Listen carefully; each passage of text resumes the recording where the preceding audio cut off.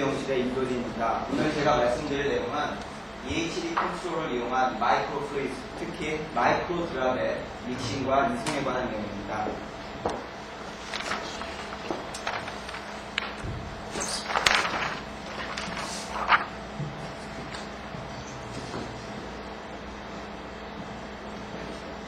최근 DNA 칩이라든가 레버너 칩 같은 마이크로 스트럭처를 이용한 바이오몰레큘들의 매니플레이션에 대한 잠깐 이걸 조정해서 좀 보세요. 하고 자르면 조금 앞으로 묻어가지고 이거 식상을 공부를 죄송합니다.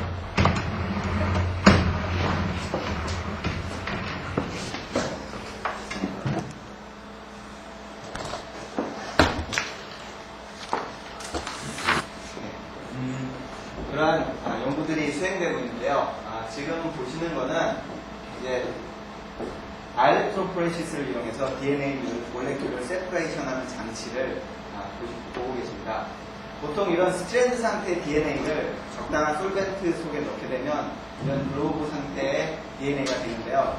이런 DNA를 어떤 비균이나 전기장에 넣게 되면 알렉트로포레시스에 의해서 이러한 DNA 몰레큘을 우리가 이송하는 것이 가능합니다. 그리고 이런 전극들을 적당하게 잘 배치하고 스위치를 적당하게 잘 조절함으로써 이렇게 어떤 DNA 몰레큘을 직선 방향 또는 왼쪽으로 오른쪽으로 우리가 원하는 대로 이송하는데 이용할 수 있습니다. 본 연구에서는 이러한 다이렉트로포레시스를 이용해서 이러한 솔리드 파티클, 더 나아가 드랍이라든가 버블을 다이렉트로포레시스를 이용해서 이송한다든가 아니면 드랍의 경우 그 드랍에 어떤 물질을 넣고 또 믹싱을 할 때 필요한 해석적인 연구를 수행해 보았습니다.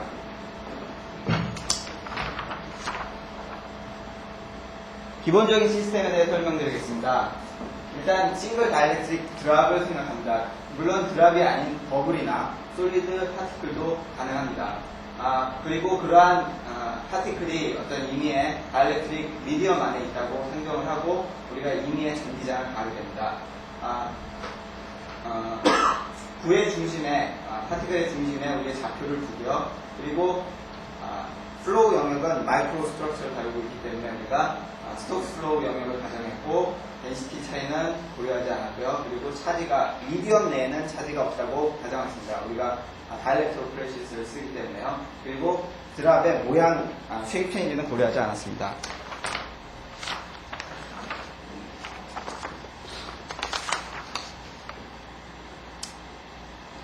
우선 가해주는 전기장의 가장 일반적인 형태에 대해서 한번 생각해 보았습니다. 이 해시라고 표현된 부분은 이제 정정기적인 부분, 즉 시간에 따라서 변하지 않는 전기장인데 이런 전기장은 크게 우리가 유니폼한 필드하고 선형적인 스트레이닝한 필드의 합으로 일반적으로 쓸 수 있습니다. 그리고 전기장, 우리가 여기서 다루고 있는 전기장이 컬 프리 그리고 다이버전스 프리라는 조건을 이용해서 이렇게 간략화된 G나 또는 유니폼 필드나 스트레이닝 필드의 가장 일반적인 폼을 그런 식으로 몇 가지 베타라든가 감마, 델타, 제타 등의 파라미터로 표시할 수 있었습니다.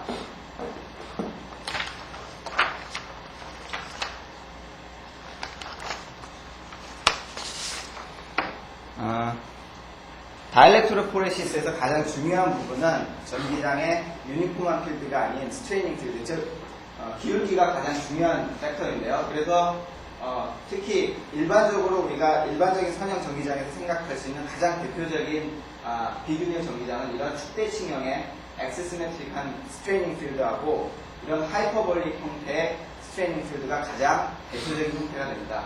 그래서 그 대표적인 경우에 대해서 이렇게 필드 라인을 이렇게 3차원적으로 그리고 평면으로 표시해 봤습니다.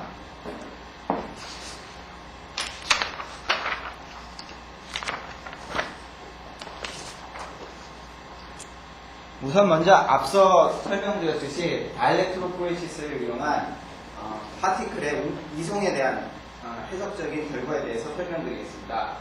우리가 일반적으로 이런 이미 앞에서 설명드렸듯이 솔리드 파티클이 아닌 어떤 드랍을 생각한다고 그러면 전기장을 가해줬을 때 일반적으로 드랍 내에 어떤 와류가 생성되게 됩니다. 그럼 그런 와류 때문에 생기는 드래그 포스가 우리가 일반적인 전기장을 가했을 때 과연 이 다이렉트로포렉 포스가 평행하겠느냐, 그건 모르는 일이거든요.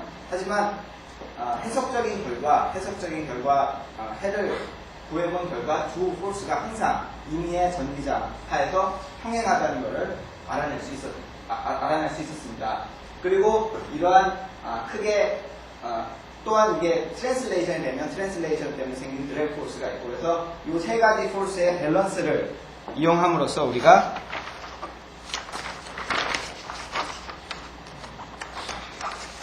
다이렉트로포렉 빌러시티, 즉 다이렉트로포레시스에 의해서 생기는 그 유동의 유속을 이런 형태의 일반적인 해석회로 구했습니다.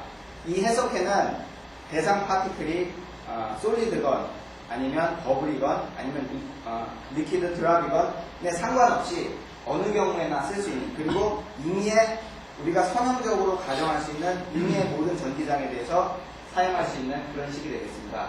여기서 팩터 N이라는 것은 요 가해준 전기장에 앞서 잠깐 보셨지만 베타, 감마, 델타, 제타 등의 어떤 형태에 관련된 정보를 가지고 있는 겁니다. 그래서 우리가 전기장의 세계는 그대로 두고 형태만을 바꿔가면서 이 N의 크기를 살펴보면 이렇게 어떤 경우는 굉장히 큰 값을 갖다가도 또 어떤 경우는 아예 같지 않는, 즉 0이라는 거는 여기서 M이라는 게 유속의 정비례하니까 N이 0인 경우는 즉 우리가 다이렉트로포레시스가 일어나지 않는다는 걸 의미하게 됩니다. 그래서 이러한 우리가 해석회를 이용하면 우리가 그러한 전극을 배치해서 어떤 다이렉트로포레시스를 이용해서 그런 장치를 설계할 때 기본적인 설계 지침으로서 역할을 충분히 할 수 있다고 생각이 됩니다.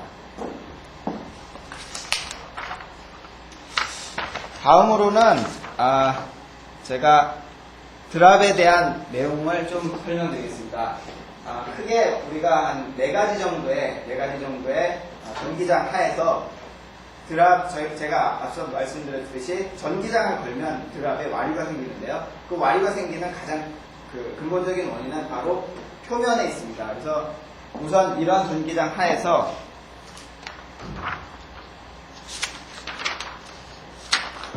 표면에 생기는 이런 surface velocity distribution을 한번 보시면요. A 경우는 축대칭형의 비균일 전기장을 가했을 때의 surface velocity distribution입니다. 여기 보시면 축대칭형의 전기장을 가했기 때문에 결과 역시 축대칭형의 결과가 나오게 됩니다. 그리고 우리가 비축대칭형의 그런 전기장을 가했을 때는 이런 형태 또는 이런 형태의 다양한 형태의 그 분포를 가지는 것을 우리가 확인할 수 있었습니다. 여기서 굉장히 흥미로웠던 사실은 이런 B 같은 경우에 보면 이 부분을 확대해서 보시면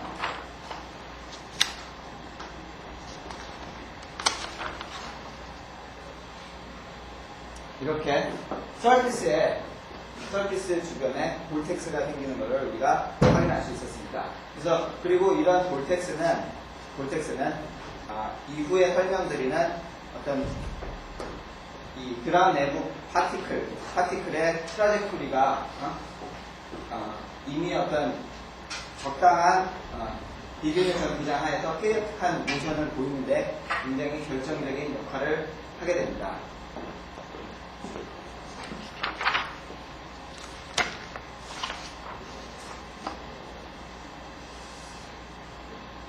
지금 보시는 그림은 여러가지 다른 전기장 하에서 드랍 내에 어떤 파티클의 트라젝토리를 한번 그려보고 있습니다. 이렇게 해봄으로써 우리가 만일에 어떤 드랍 내 물질을 추출한다고 했을 때 과연 어떤 전기장을 쓰는 게 가장 효율적이겠는가 하는 데 대한 판단의 근거가 될 수 있다는 겁니다. 만일에 우리가 앞서 보여드린 것 같이 축대칭형의 그런 전기장을 쓰게 되면 트라젝토리가 이렇게 어떤 크로스 패스를 그리게 됩니다. 하지만 적당한 비균일 전기장을 가게 되면 이와 같이 굉장히 어떤 주어진 구간 내에서 굉장히 쾌적한 모션을 보이는 것을 우리가 확인할 수 있습니다. 이러한 것을 좀 더 효과적으로 보기 위해서 이 컷을 이 Z=0 평면을 컷을 한 포항가래 맵을 한번 그려보았습니다. 보시면 뭐 이렇게 보안카드 맵이 그려진 것을 확인할 수 있습니다. 그리고 우리가 믹싱의 그 관점에서 본다면 이런 종류의 필드보다는 이런 종류의 필드를 쓰는 것이 훨씬 유리하다는 그런 거를 우리가 생각해 볼 수 있습니다. 필드의 종류를 바꾸어서 살펴보면요.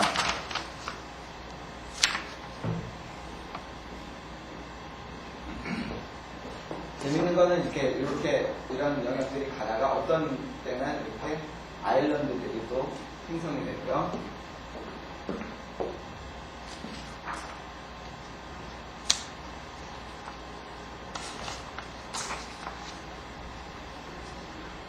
또 그러한 아일랜드들을 계속 필드의 종류를 이렇게 어떤 시스테매틱한 그런 방법으로 차근차근 바꿔가면서 계속 살펴보면 이렇게 그런 아일랜드들이 이렇게 커지는, 그래서 이런 경우는 오히려 굉장히 우리가 얼핏 생각했을 때 이 파라메터는 분명히 상당히 난 유니포미티가 큰 필드인데도 불구하고 이렇게 파티클 트라이젝토리 면에서 보면 그리 효율적이지 못할 거라는 그런 결론을 얻을 수 있었습니다. 지금까지 보여드린 그림을 순차적으로 한 그림에 보시게 되면 이런 식으로요. 그러니까 축대칭형에서부터 점점 다른 형태의 그러니까 첫 번째 줄에 있는 거는 이제 유니폼 필드를 G방향으로 가한 거, 이거는 유니폼 필드를 X방향으로 가한 거, 이거는 유니폼 필드를 Y방향으로 가한 것에 따라서 이렇게 그 유동 특성이 달라지는 것을 우리가 확인할 수 있었고요. 그래서 만일에 우리가 드럼 내에 어떤 물질을 추출한다 그랬을 때 가장 효율적인 필드 형태가 무엇이겠느냐라고 했을 때는 이런 종류나 이런 종류가 아닌 이런 어떤 종류, 그러니까 이런 종류도 사실은 좀 피하는 게 있어요. 아일랜드 포메이션이라는 건 그 부분은 그 파티클이나 이런 것들 입자들이 통과할 수 없는 영역이 생긴다는 겁니다. 즉, 그 세퍼레이트된 그런 영역이 생겨갖고 그 부분에는 트랩이 될 수 있으니까요. 그래서 그런 거는 믹싱 효율 면에서 떨어질 수 있기 때문에 그런 판단을 우리가 해볼 수 있습니다.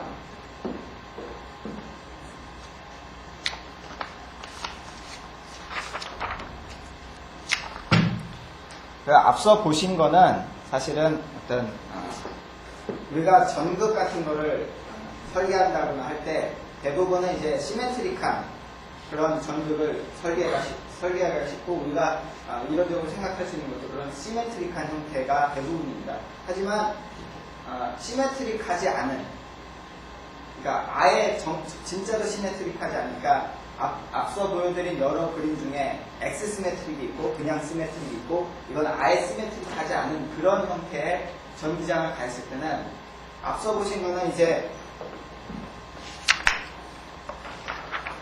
여기서처럼 이제 4사분면 안에 이렇게 4사분면의 하나 안에 이렇게 트랩이 되는데 반해서 이런 파티클의 트라젝토리 제한되는 거를 우리가 바꾸어서 이렇게 전체 영역에 골고루, 그러니까 믹싱 쪽으로만 본다면 이 필드, 이런 형태의 필드, 즉 아예 시메트릭하지 않은, 시메트릭 플레인 자체도 없는 그런 형태의 전기장을 쓰는 것이 가장 효율적일 수 있다는 그런 결론을 얻을 수 있었습니다.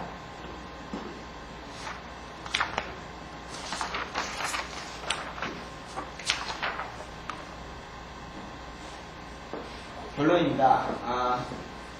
우리가 일반적인 전기장 하에서 다이렉트로포레시스에 의한 다이렉트로포레 벨로시티를 어떤 주어진 전기장의 형태라든가 프리퀀시의 함수로서 도출할 수 있었고, 가해주는 전기장과 전기장의 다이렉트로포레 포스의 방향과 드래그 포스에 의해서 생기는 그 두 방향이 항상 평행하다는 것을 확인할 수 있었습니다. 또한 앞서 보여드린 모든 종류의 필드들은 스태틱, 즉 정정기적인 시간에 따라서 변하지 않는 전기장임에도 불구하고 그 가해주는 전기장이 시메트리가 없으면, 즉 난엑스 시메트리이면 페리어틱한 모션을 보이고 이러한 특성을 사용해서 우리가 드랍 내에 어떤 물질 추출을 향상에 사용될 수 있다는 결론을 얻었습니다.